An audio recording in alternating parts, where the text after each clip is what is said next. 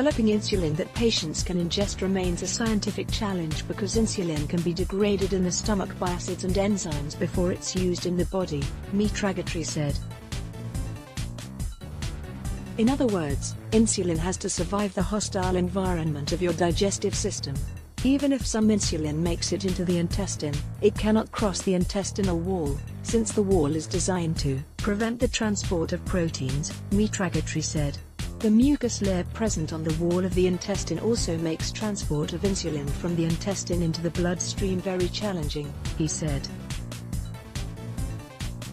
Collectively, these hurdles make oral delivery of insulin very difficult.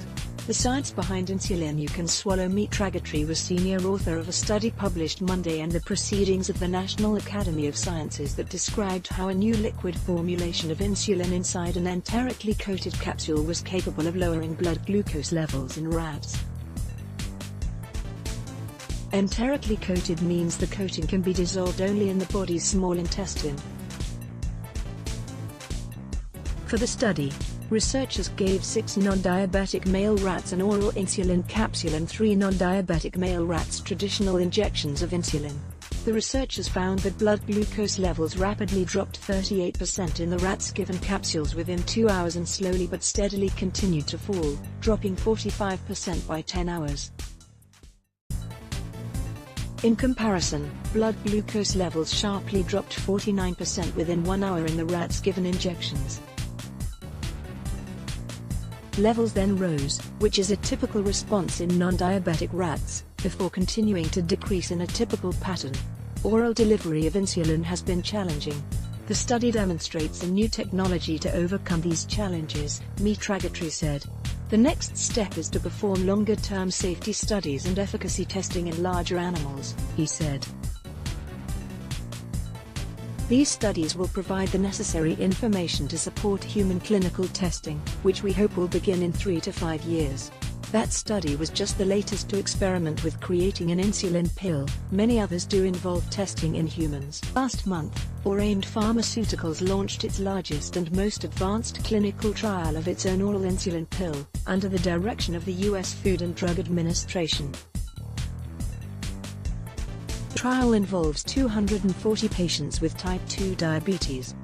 A year from now we will better know the potential of our drug to control and maintain blood glucose levels and will have further proof of the longer-term benefits of taking an oral pill versus an injection, Oraimed CEO Nadav Kidron said in a news release in May. Other experimental oral insulin pills are Capsulin by the company Diabetology and HDV insulin by the company Diasem, which was the first oral insulin approved for phase 3 testing by the FDA, according to the company's website.